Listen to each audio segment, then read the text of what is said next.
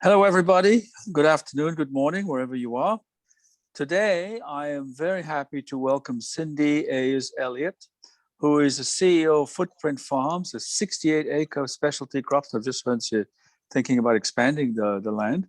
And she's a livestock farm with a focus on agri-tourism for community development in the city of Jackson, Mississippi.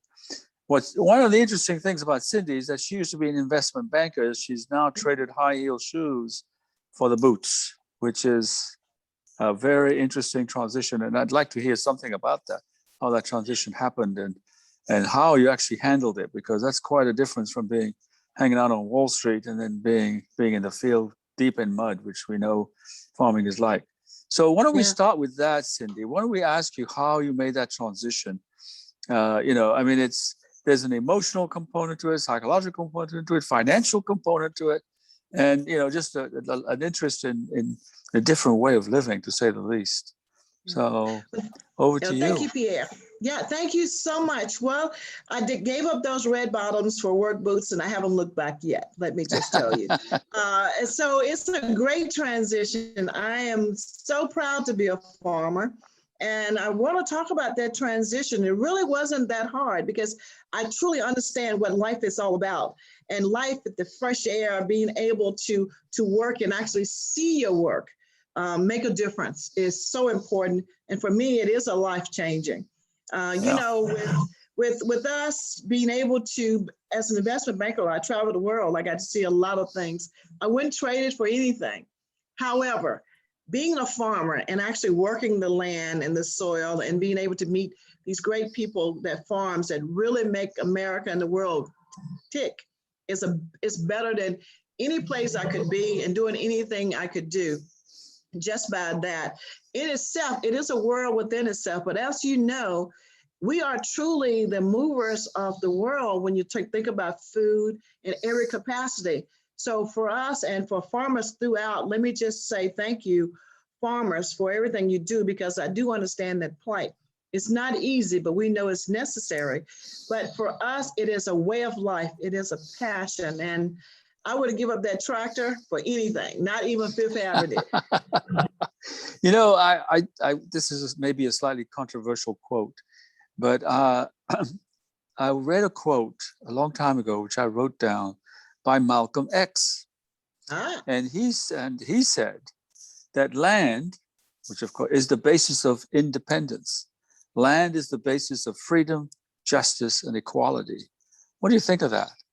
Well, I think he was spot on. And today it's still that. And let's think about it. I mean, without land, without the earth, and we need to take better care of it, there would be no plant-based, no food, no pigs, no pork, no steaks, no caviar.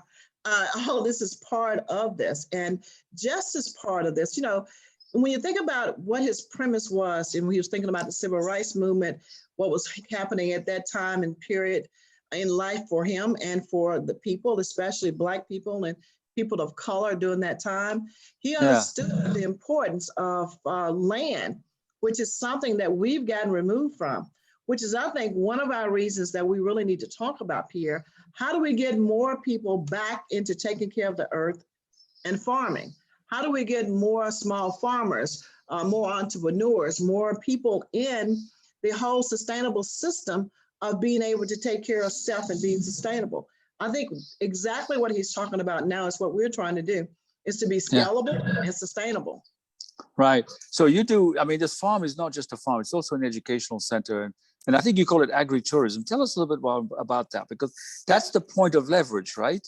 That is a point of leverage. For us, we have to look at the bottom line. We are a business. We're not a for-profit.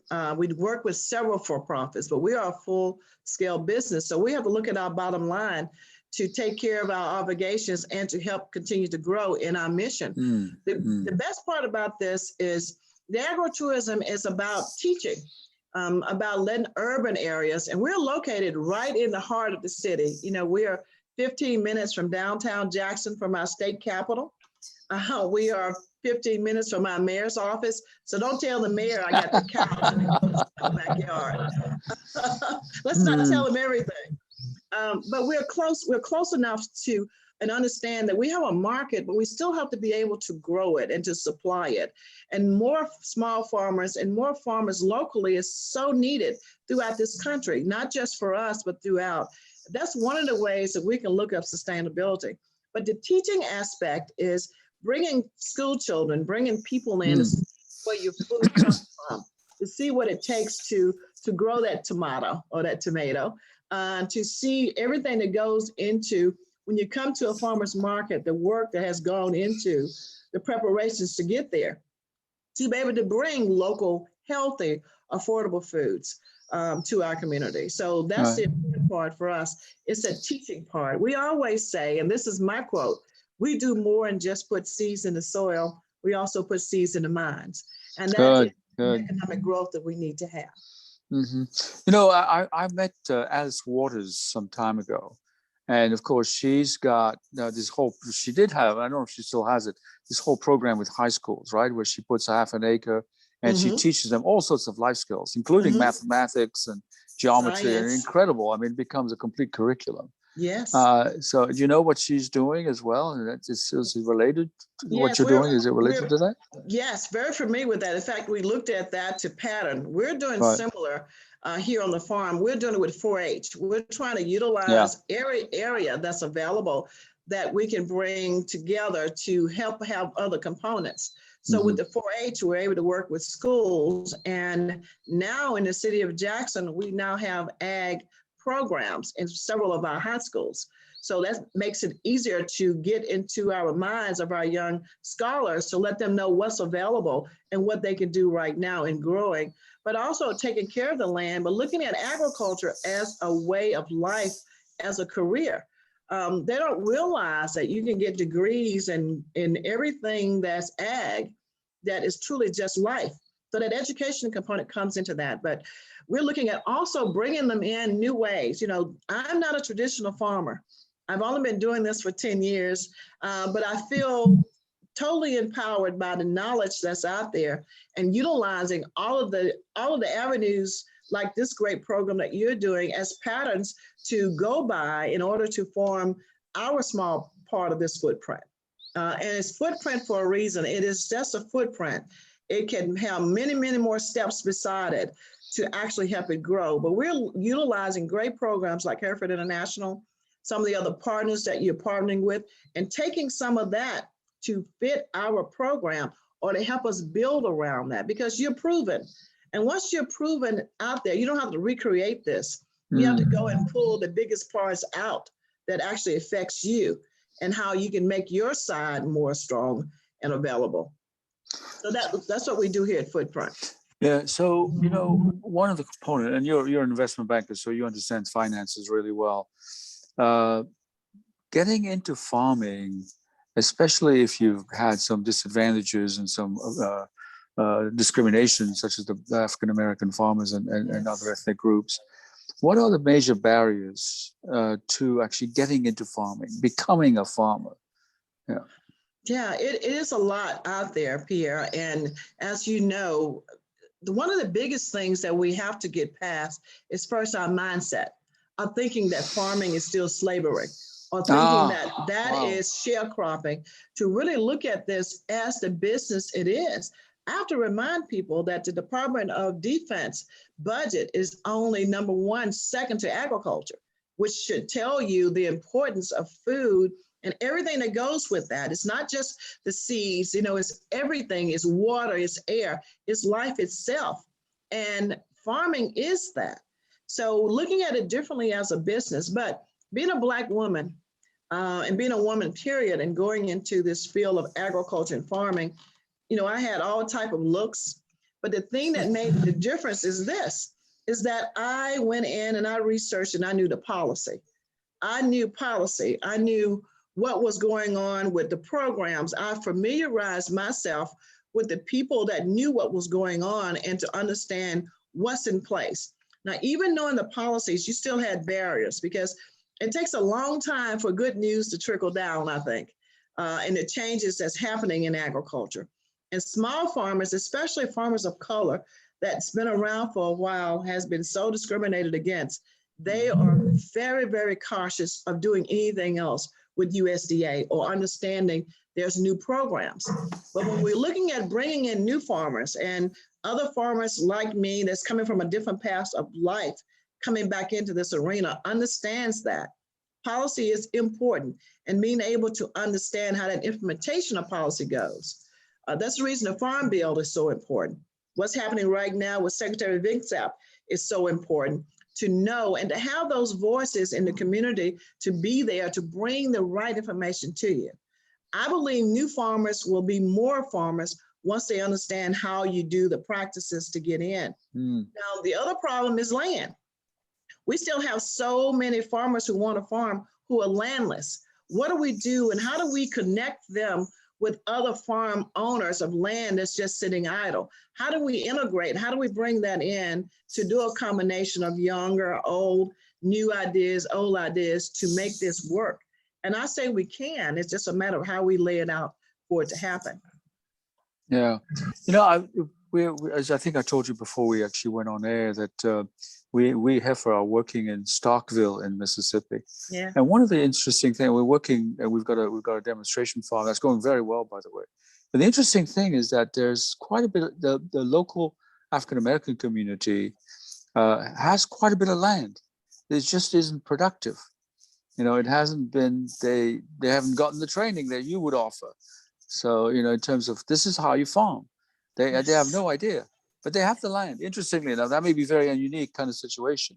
Well, the other part about the land too, and again, policy is addressing some of this. A lot of the land is sitting idle because it's air property.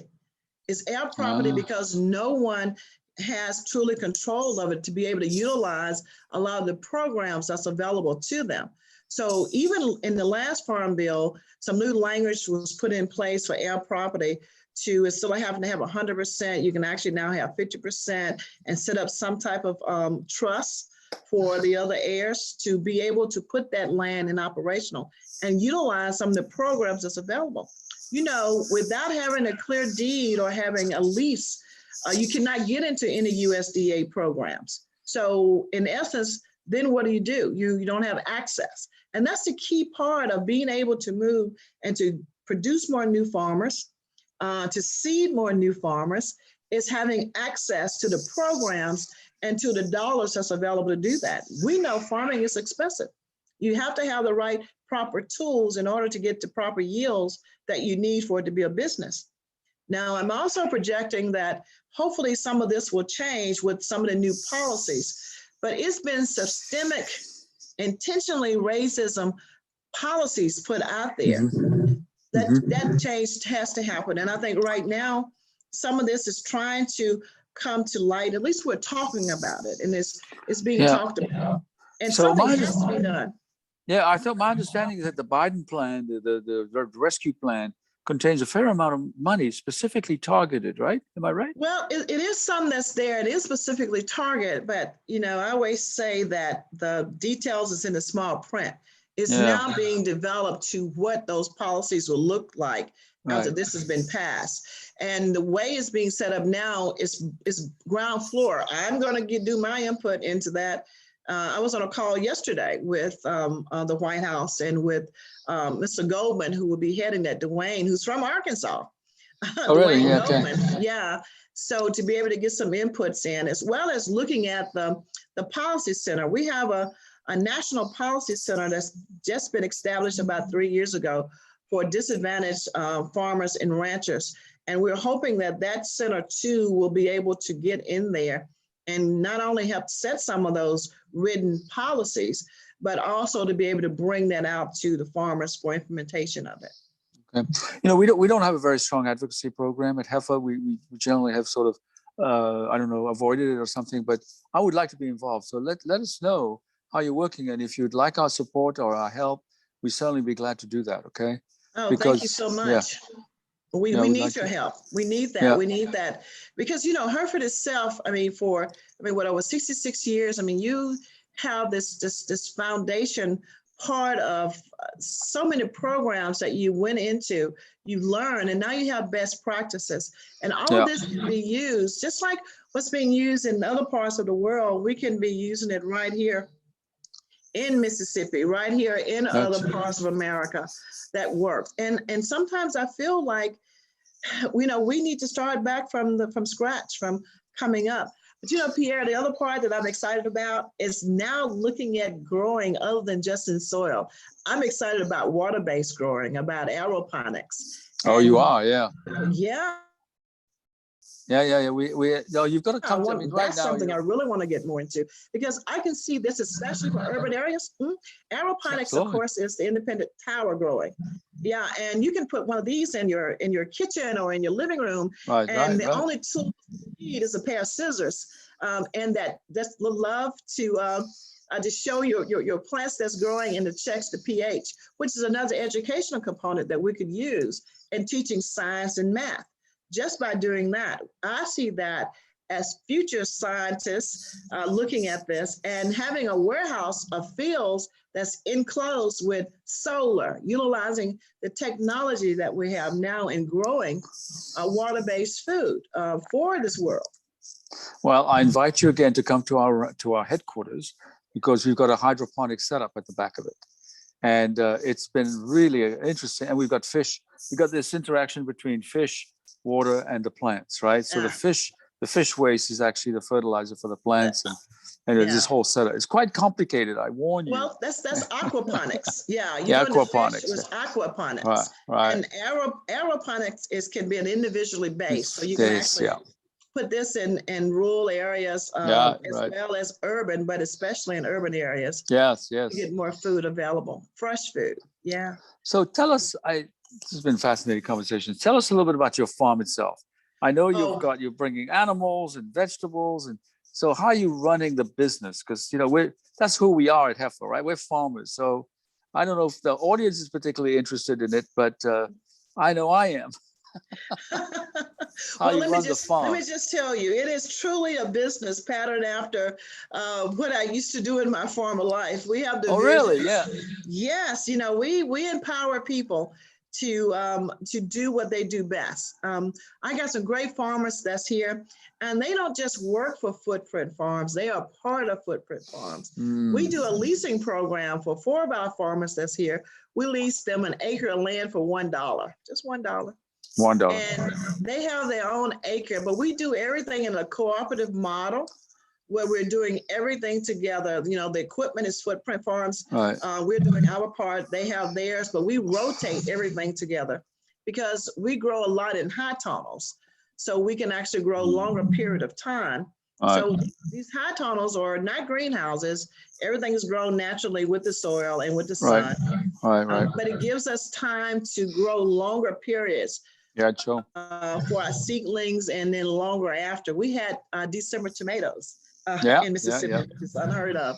So we're doing a lot of that and utilizing a great system that was used years and years and years ago on how farming should come as a community. So we're looking at that cooperative model, and we're using the cottage industry model for how we do things, and being able to get the farmers comfortable enough that they will actually be able to grow and go more independently on their own, but still be connected with Footprint Farms. So I'm excited about that. And that too is scalable. Once you get people in, and my farmers, some had farming experience, most of them did not. They came from the communities, from the city, but they've learned. We also have second chance programs. We have several of our farmers that was incarcerated years ago, and now they are full-fledged farmers with now doing things to enhance their families and themselves and to truly give back to the community. We don't indict them twice. We believe things happen and mistakes are made, and sometimes they still say they were innocent. And you know what? I believe them. But I do too. How that for what it may be, they now have the opportunity not to be capped on what they can do, and have that openness, because the soil too is a healer. It heals a lot of things. Being able to work in the soil, to have the air, to have the camaraderie of nature is a major thing. So we look at that too as part of how we circulate our programs. But one of the biggest part that we're missing is value added. It's being able to, what do you do after 2 or 3 days and you're growing all these great veggies and you can't sell it all? What do you do? how do we prevent more food waste? And the only way we can do that is value added. So that goes back to me to the local need of being able to have your processing locally, to have things in the community where you're growing it, you are teaching people how to grow it, creating more farmers, creating more jobs and opportunities. Then you're being able to take it, to can it up, or to put it in Ziplocs to contain it, whichever, and being able to buy it so that we can help eliminate our own food deserts by letting the people work that lives in the area to also buy the food. Why should it not be right here in the communities? And I see that as possibilities of doing several things, including giving more hope and opportunity to the communities. So do you have anchor buyers like farmers market or local retailers that really support you? How do you do that? We do. We have farmers market, the Mississippi Farmers Market that we're a part of every Saturday. But our biggest contributor to our bottom line is our CSA, our community supported agriculture. Well, we're doing over 500 families a week. Really? Wow. Of food, what we're growing, what we're getting in from other farmers, and some that we're bringing in through our other partners, and able to get it to food deserts, to areas throughout the state. We're delivering boxes of food, but we're working in conjunction with partnership. Again, another plan I took from your playbook is partnering. And we're actually partnering with one of the companies, which is Novo Nordisk, one of the largest pharmaceutical company in the world, and actually insulin. Who would have known? Because Mississippi, with having and the South in general, with having the more people with diabetes and hypertension, we are actually bigger users of insulin than anywhere else in the world, right here. So we're looking at that and how do we prevent more diabetes from happening in heart disease. It's all about having access to healthy foods. So we're working with them, and we have to create a diabetes prevention programs that we're working with health clinics. So truly you'll be able to get numbers and see the impact every day. And that gets me excited to know that people will actually be able to get this food and to help change their health, not just for them, but also for that household. And to me, that is how we start to start drawing a line in the sand against diabetes and hypertension. Yeah, I'm just wondering, if you suddenly came across, if let's say Bill Seck sort of said, my God, what's going on over there is exactly what we want, and he's going to makes $100 million available to you, what would you do? I would actually transform our food system to ensure equality and to end hunger, as well as help to fight this pandemic, because you have to be able to empower people with the littlest things. Right now, for all the landless farmers that is out there who want to grow and to look at this as a business, to make opportunities available, to look at the land that we have right now in USDA that's sitting idle, to let's put a plan to that and put that to work where you can bring people into so many acres. And I don't want the 40 acres in a damn mule. I want the 40 acres in a John Deere. So I'm saying I like it. We can utilize what's there, given the opportunity. And we're not saying give it, we're saying open it up for access, for opportunity, because that too can produce the food that we need to help feed our people here in America and abroad. I'm looking at some of the questions where it said, in terms of the hydroponic, I think we've covered a lot of the issues. It said success with the plan. So the biggest success from a marketing point of view is the CSA, right? Yes. And so so this is a question locally, because I live in an area that has a farm, a 25-acre farm that supplies us with a CSA. And my question to the farmers here, Farmer Tim, is how did you determine which vegetables you're going to grow so that we at the CSA enjoy what you're producing, right? So how do you, so this is a very, nitty gritty question. How do you put together the right combination of stuff? Well, of course we grow seasonal, but Right. I think for us, we do this. We bring in the world to us. There's nothing that we truly can't grow other than a lot of fruit. So Right. we have the traditional greens, but we also have the Mizuna, the arugula. We grow the Swiss chard. So we grow a variety of different types of food that can go in, and we try to make it interjectable each week. You're getting something new. You're going to have some traditional sweet potatoes, but those different types of peppers, any pepper won't do. We like the purple bell peppers or right. bell peppers. We look at improving the palate and also bringing in some food traditionally you might not know. We grow callaloo, which is, of course, an African green that only grows for us in the summer. It's a tropical that the palate hadn't been introduced to, but it looks like our greens. And then once you taste, and then you're getting the protein and the fiber. So we're integrating new things in and saying, take a chance, but we're also putting in recipes, and we're talking with chefs. We don't just give you the food. I mean, we give you tools to go with that. A recipe, how do you make this? This is something new. How do you try this? So improving the palate. And our CSA goes into a lot of low-income areas. So a lot of food we're putting in the box, they have not had before, or saw it, but didn't know how to prepare it. And we go through the process of doing that. One of the things we're doing right now is that we're working on a YouTube channel to be able to have, let chefs show you how simple it is to cook some things and cook it healthy.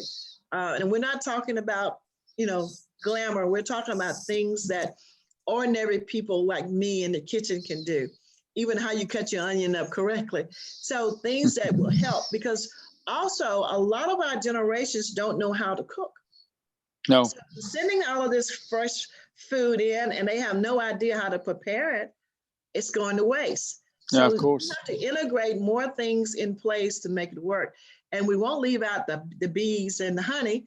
You put some other things in, again, to help appeal to the palate to try some other things. And you get the young kids, the families involved, but the younger ones in to get them to taste and have them asking for those big carrots. Why are they so sweet?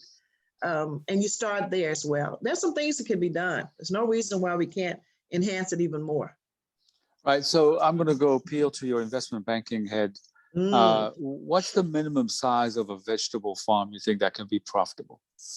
If you had the market for this, if you had to put some caveats in place, having the proper tools to grow it, growing quality, having that market out, you could actually take 2 to 3 acres, honestly, and truly make a great living with that, having some things in place. But now that other caveat is this: you also got to have a value added component to go with that, or somewhere else close by, so that you can still take your seconds, or the ones I would say not so pretty, to a place where it can still be food and give it a longer shelf life, and let that too be part of your revenue that's coming in. So it has to be some things in place in order to make it successful. I truly believe in high tunnels and growing. We do too. It extends the growing season incredibly well. And USDA, and especially I have to give a shout out to NRCS, Natural Resource Conservation Services, and their training and their programs have done so much for our farm and so many other small farmers to be able to utilize those practices and then leverage those. My banker hat then comes out. We can actually level the playing field by leveraging some of those programs and building your farm for the first 3, 4, 5 years, and then going after a loan, a low interest loan, because now you got equity, you got experience, you understand the things you have to have, and being able to have access to improve your farm and to have the proper tools that's needed. You have to have the proper tools in order to be able to make a successful farm. So go ahead. Sorry. No, I was going to say another part of that is our regulations. Right now, GAP, Good Ag Practices, is really putting a big damper in a lot of small farmers. And each year, that's costing you more even to be able to get in or being able to sell in certain places. GAP is an easy word to say, but it's very hard practice to do, because you just don't do it, you have to live it. And it goes back from how you're growing your food, to being able to document everything, to being able to have the proper washing, the proper packing, everything that goes with that good ag practice. And there's no funds available to get you there, or very little on how you can obtain it, but nothing to maintain it. So that's a big part that we have to look at with working with small farmers in general is gap and the policies that goes with that. So again, back to investment banking head. So 2 or 3 acres, and what kind of, aside from the land cost, which can vary all over the lot or even be given away, or at least very low cost as you're doing it, what kind of investment do you think is required to set up so to be profitable? Is it? Well, I think if you're going to do it as an independent with 3 acres, it's going to be hard. I think putting it on a cooperative system where you're going in and you're purchasing the equipment that's needed, where all the farmers have access to that. Well, you don't need 5 tractors, you need 2. You don't need all the discs, you need 2 to be able to do it that way and grow enough in volumes. If one farm A is going to grow 2 things, the next farm grow 2 different things, and you combine that into your end product, and then you rotate, that next crop cycle around to do that. That way you're keeping the soil healthy, and at the same time you're giving an opportunity to learn how to grow more than one product and being able to sell more than one product. But it has to be done systematically that makes sense, and again, to get to that end user, to be able to package it. So that goes to the other side. What you need inside of that cooperative to truly make it work. Some people are great farmers, let them farm. Some people are great marketers, let them market. Put it together so you're not taking the farmer out of that element and taking them out of what they're not comfortable with. Let them do what they do best and show them how it works, but have that umbrella to actually get it to the end. So the revenue can be made, the bottom line can be met, and you as a farmer are successful to be able to continue, then to advance yourself, to do it that way. Do you have an idea how many farmers you need to do that? Is it 6? Is it 20? What's the number? I think if you start with 10 and have it in a geographical location where it's not 100,000 miles apart, right. to have that where you can actually transport some equipment and still stay, in that gap mode, because every time you change from one location to the other, you got to look at contamination, and to have that set up in place where you're taking care of that side of it too. Because going from farm A to farm B, there has to be a stop in between if you're sharing equipment. And again, this goes back to just setting up your plan like you would if you were doing anything else, having that in place and knowing that you have access to that gives you a peace of mind that, I got to break this land. I have no equipment, or my tractor's broken down. I only have this. How do you get this? And to look at the practices that's available. I truly believe in taking care of the earth.